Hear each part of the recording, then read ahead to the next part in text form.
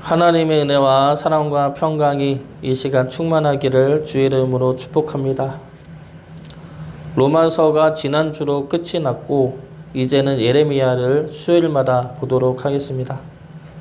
로마서 다음에 무슨 말씀을 볼까 하다가 올해 우리 교회 표어 말씀이 예레미야라 예레미야를 보면 좋을 것 같아서 예레미야로 정했습니다.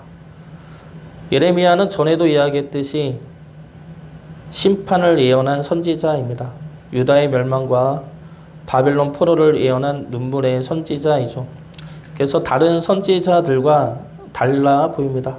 다른 선지자들은 돌아오라는 회개의 촉구에 초점이 맞춰 있다면 예레미야는 이제 심판이 임할 수밖에 없다라는 것에 초점이 있습니다.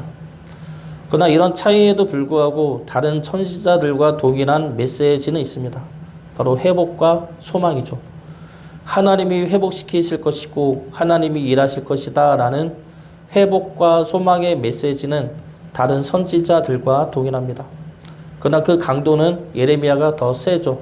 다른 선지자들은 아직 망하기 전이었다면 예레미야는 망한 후에 일어나게 되는 새 날과 새 언약을 예언한 말씀이기 때문에 더 크고 강한 회복과 소망의 말씀입니다. 이 말씀을 보면서 절망 속에서도 역사하시는 하나님의 일하심과 회복의 능력을 믿음으로 승리하는 주의 자녀 되시기를 주의 이름으로 축복합니다. 오늘 말씀을 보면은 1절부터 3절까지는 전체 서론에 해당하는 말씀이고 4절부터 10절까지는 예레미야를 부르신 하나님에 관한 말씀이 나옵니다. 예레미야를 부르시고 소명을 주시는 말씀이죠. 먼저 1절 말씀 보겠습니다. 베냐민 땅 아나돗의 제사장들 중 힐기야의 아들 예레미야의 말이라.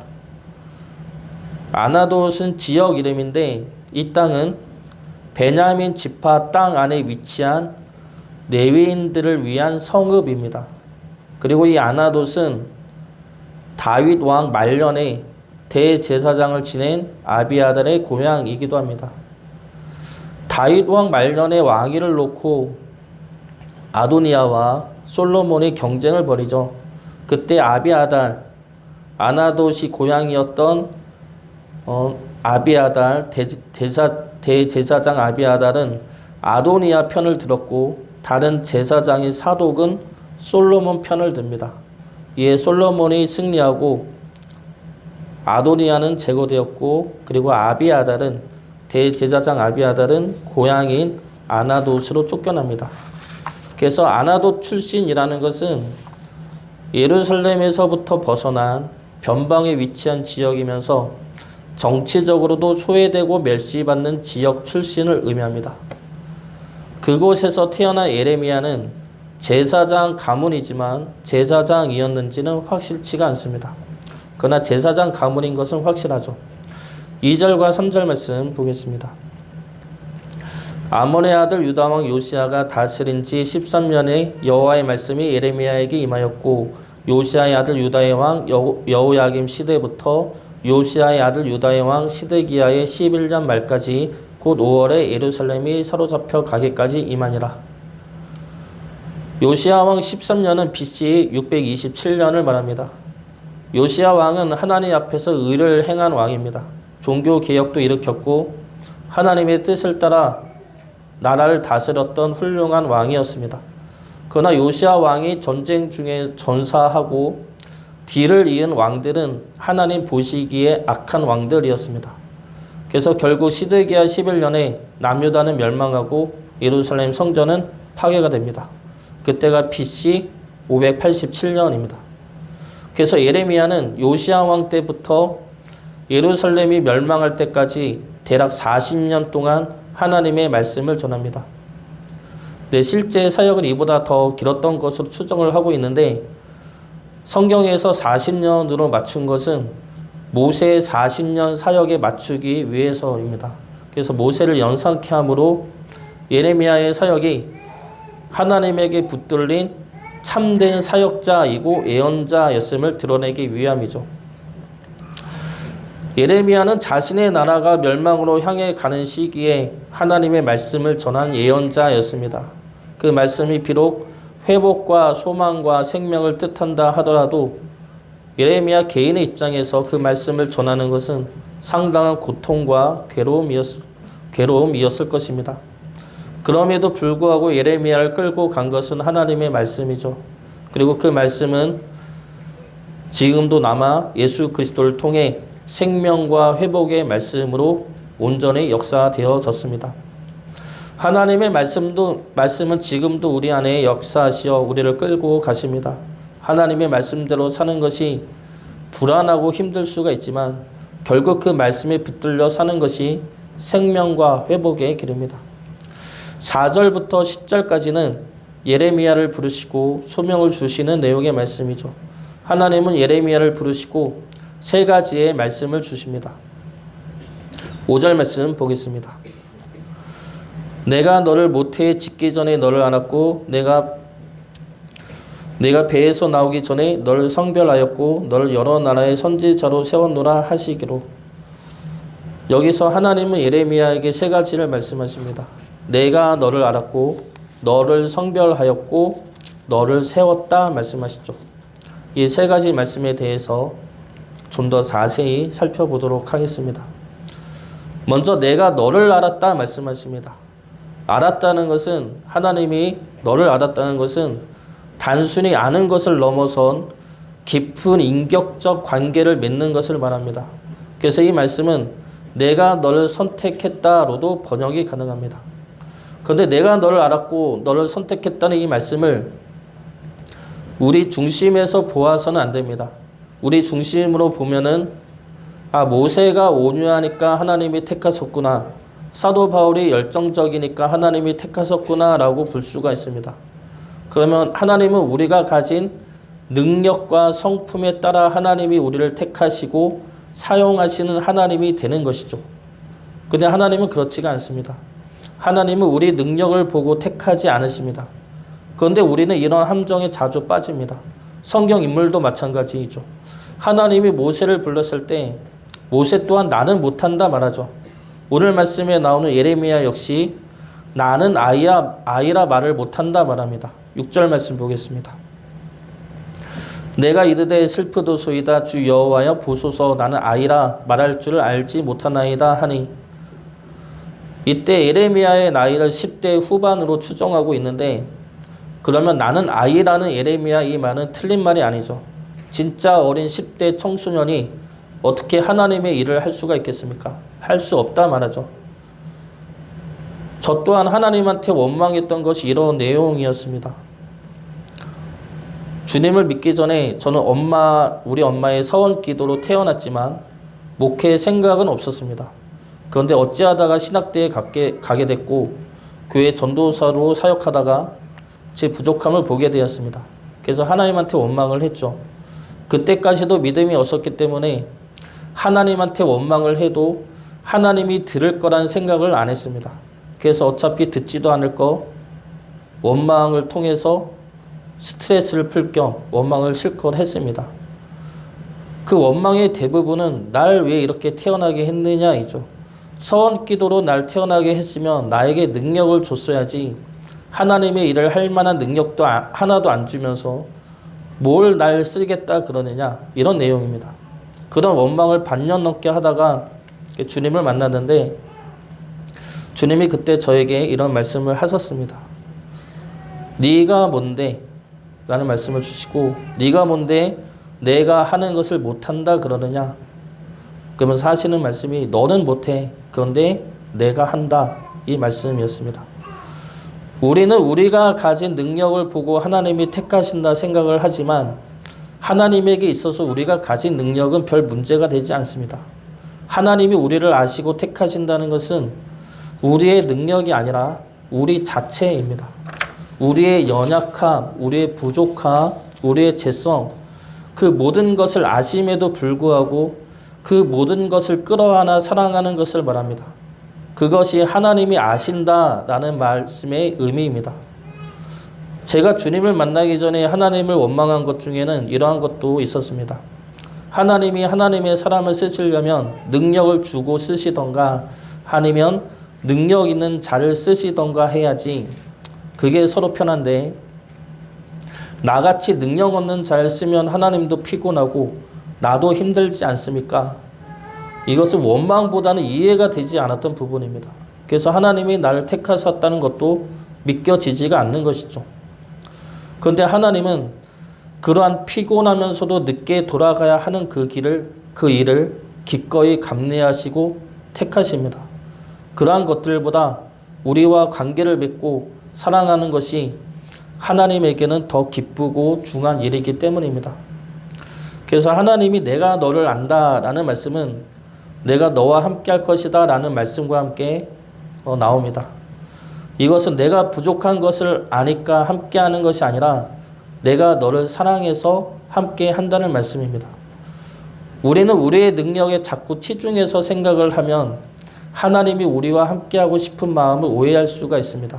내가 부족하니까 하나님이 함께 하신다는구나가 아니라 하나님이 나를 사랑하시니까 함께 하시는 겁니다. 하나님이 내가 너를 안다는 말씀은 너와 사랑하는 관계를 맺기를 원한다는 말씀이고, 그래서 내가 너와 함께 한다는 말씀이 이어서 나오는 겁니다. 하나님은 우리 모두를 아시죠. 우리 모두를 아셔서 우리와 함께 하십니다. 우리가 가진 능력 때문에 우리에게 하나님의 일을 맡기려고가 아니라 우리를 사랑하시기 때문에, 그리고 우리와 사랑하시기 위해서 우리와 함께 하십니다. 우리와 함께 하시고자 하시는 하나님의 사랑을 깊이 받아들이시어 그 사랑 위에 우리의 믿음을 견고히 세워나가시기를 주의 이름으로 축복합니다. 두 번째로 하나님은 예레미야에게 너를 성별하였다 말씀하십니다. 여기서 성별은 거룩하게 구별하였다라는 뜻이죠. 구별은 어딘가로부터 떼어내 다른 곳에 두는 것을 말합니다. 창세기를 보면은 하나님은 아브라함을 부르시죠. 아브라함을 부르실 때 처음에 하신 하나님의 말씀은 구별의 말씀입니다. 창세기 12장 1절 말씀입니다. 여호와께서 아브라함에게 이르시되 너는 너의 고향과 친척과 아버지의 집을 떠나 내가 내게 보여줄 땅으로 가라.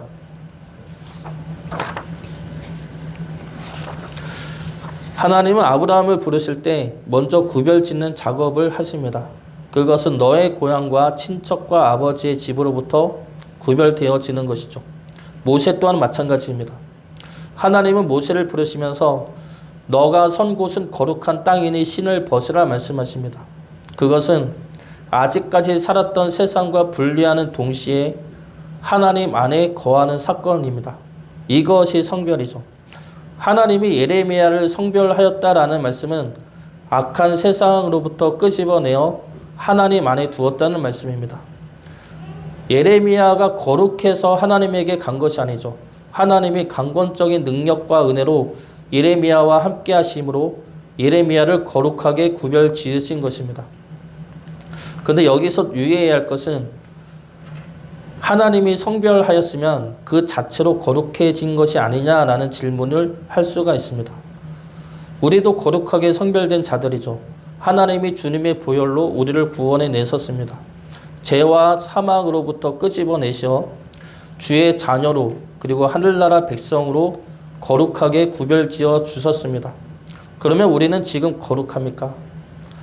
죄와 사망으로부터는 구별되어졌지만 우리 안에 죄성은 여전히 존재하죠. 그래서 하나님의 성별은 구원과 함께 성화까지 이뤄내시는 성별입니다. 하나님이 우리와 함께 하시어 우리를 끝내 거룩한 주의 자녀로까지 이끌어 가신다는 겁니다. 아브라함은 믿음의 조상이 되었습니다.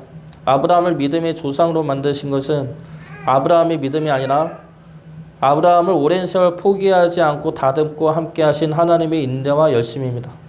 모세 역시 마찬가지입니다.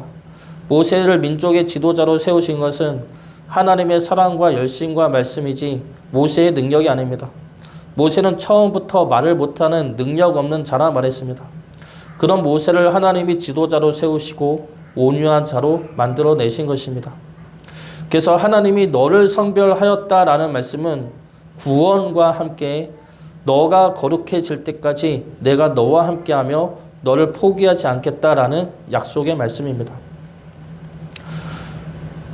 우리 아이들이 똑같은 잘못을 해도 여전히 사고를 쳐도 그때만 혼낼 뿐 여전히 사랑하고 여전히 함께 해야 합니다. 자녀들이 잘못을 했을 때 이 자녀를 버릴까라는 선택은 부모에게는 없죠. 자녀들이 잘못을 했을 때 부모는 어떻게 하면 더 잘 가르치고 알려줄까를 생각하지 이 자녀를 버릴까 포기할까라는 생각은 하지 않습니다. 하나님도 마찬가지이죠. 우리들이 죄를 짓고 잘못을 했을 때 우리를 벌어야겠다는 선택지는 하나님에게 없습니다. 하나님에게 있는 선택지는 어떻게 하면 우리를 더 거룩한 자녀로 다듬어 가실까이지 우리를 버리는 선택지는 없습니다. 그래서 내가 너를 성별하였다라는 말씀은 너가 넘어져도 죄 중에 빠져도 낭망해도 나는 너를 포기하지 않고 끝내 내 품 안에 거하게 하여 나의 거룩함으로 너를 거룩하게 만들 것이다 라는 약속의 말씀입니다.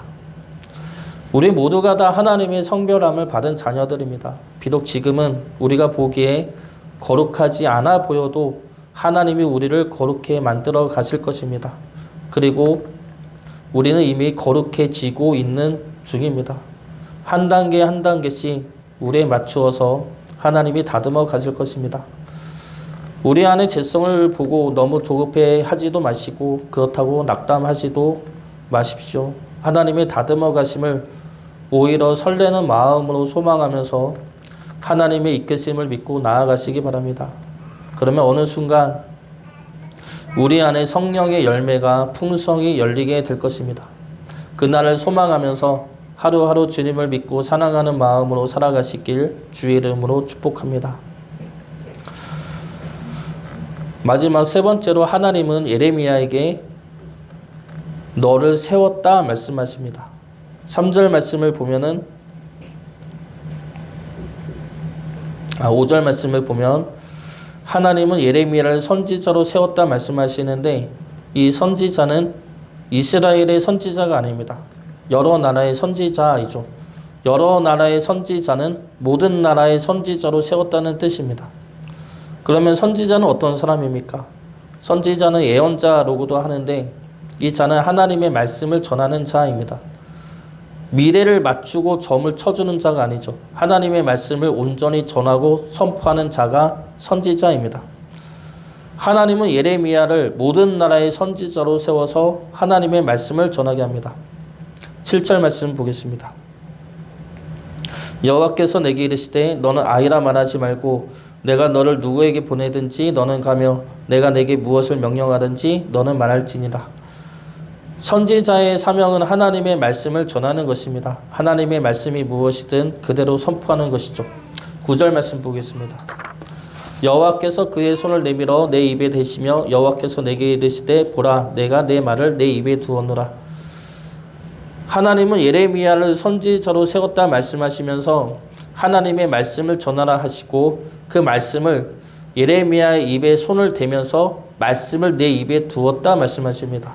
순서를 보면은 지금까지의 순서를 보면은 세웠다 말씀하시고 말씀을 전하라 말씀하시고 그 말씀을 입에 두시는 행위를 하십니다. 세심하면서 단계별로 점점 구체화되어 가는 것을 볼 수가 있죠. 그리고 나서 하나님은 예레미야에게 준 하나님의 말씀이 어떠한 일을 행하는지를 말씀하십니다. 그 말씀이 10절 말씀이죠. 10절 말씀 보겠습니다. 보라 내가 오늘 너를 여러 나라와 여러 왕국 위에 세워 내가 그것들을 뽑고 파괴하며 파멸하고 넘어뜨리며 건설하고 심게 하였느니라 하시니라. 여기서 여러 나라와 여러 왕국 위에 세웠다라는 말씀은 5절에 하셨던 말씀입니다. 내가 너를 여러 나라의 선지자로 세웠다. 그래서 무엇을 하시겠다는 겁니까? 뽑고 파괴하고 파멸하고 넘어뜨리고 건설하고 심게 하신다는 겁니다. 여기서 뽑고와 마지막에 심고는 농사 용어이죠. 농경식 용어입니다. 그리고 파괴와 다섯 번째 건설은 건설 용어입니다.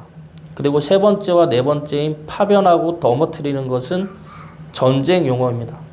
그래서 순서대로 보면은 땅을 갈아엎고 그 위에 사람들이 세운 건물들을 다 치워버리고 그리고 악의 세력들을 파멸하고 제거합니다. 이것은 심판이면서 정화 작업이죠. 하나님의 땅을 정화시키고 그 땅 위에 우상적인 건물들을 제하고 악한 이들을 파멸시킵니다. 그리고 그 위에 하나님의 것을 건설하고 심게 하죠. 이것은 회복이고 생명입니다. 하나님의 땅을, 하나님의 나라를 회복하고 그곳에 생명을 심고 하나님의 열매를 얻게 하십니다. 회복과 생명의 일을 해 나가신다는 것이죠. 그런데 이 모든 일들을 누가 합니까? 예레미야가 하는 것이 아닙니다. 예레미야는 말씀을 전하는 선지자로 세웠습니다. 그리고 그 말씀을 선포하는 것까지가 예레미야의 사명입니다. 그러면 그 말씀이 이러한 일들을 하겠다는 것이죠. 예레미야를 통해 선포되는 말씀들이 힘과 능력을 가져서 뽑고 파괴하고 파멸하고 넘어뜨리고 건설하고 심게 하신다는 겁니다. 하나님의 말씀이 이러한 모든 일을 이뤄내시겠다는 것이죠. 그리고 예레미야에게는 그 말씀들이 이뤄내는 일을 보게 하신다는 겁니다. 이것이 예레미야에게 주신 하나님의 사명인 것이죠. 우리에게도 하나님의 말씀이 주어졌습니다. 하나님의 말씀이신 주님이 오셨고 성령님이 우리 안에서 하나님의 말씀과 뜻을 기억나게 하시고 그 말씀을 따라 우리를 인도해 나가십니다. 그러면 우리가 선포하고 따르는 하나님의 말씀이 우리 가운데 역사되어서서 악한 것은 무너뜨리고 선한 것을 세우고 심게 하십니다. 우리는 그런 놀라운 역사를 보고 증거하는 자들로 부름받은 것입니다. 하나님은 우리를 사랑하시고 우리와 함께 하시고 우리의 기도를 들으시고 우리를 위해 놀라운 일들을 이뤄내실 것입니다. 올해 우리 교회 표어처럼 하나님은 우리의 부르짖음을 들으시고 우리를 향한 하나님의 뜻을 알게 하시고 우리가 기대할 수 없는 놀라운 일들을 이뤄 나가실 것입니다. 이 말씀이 우리에게 주어졌으면 우리는 이 말씀을 믿고 선포해야 합니다. 평소에도 하나님이 듣고 계신다. 하나님이 응답하신다. 하나님이 놀라운 일들을 보여주실 것이다 라고 선포를 했으면 좋겠습니다. 그러면 내가 하는 그 말이 나에게 선포되어서서 그 말씀의 역사가 우리 삶 가운데 일어날 것입니다. 우리가 흔들림 없이 믿고 있으면 굳이 말로 선포할 필요는 없겠지만 우리 말로 선포하면 말에 힘이 있기 때문에 우리의 믿음도 더 공고해질 것입니다. 그 안에 흔들릴 때마다 우리 목소리로 하나님의 말씀을 선포하시어 우리 스스로가 견고한 믿음의 자녀가 되기를 주의 이름으로 축복합니다. 하나님은 예레미야를 부르시면서 내가 너를 알았고 내가 너를 성별하였고 내가 너를 선지자로 세웠다 말씀하십니다. 이 말씀은 지금 우리에게도 주어지는 말씀이죠. 하나님은 우리를 아시고 우리와 함께 하시며 사랑하기를 원하시고 우리를 하나님 품에 두어 거룩한 자녀로 다듬어 가시며 우리에게 말씀을 주어서 주의 말씀의 능력과 역사를 보고 증거하는 주의 자녀로 세우셨습니다. 우리를 부르신 하나님의 뜻과 은혜 안에서 하나님의 말씀을 우리 몸과 목소리로 선포하고 그 말씀의 역사를 보고 증거할 수 있는 주의 자녀 되시기를 주의 이름으로 축복합니다.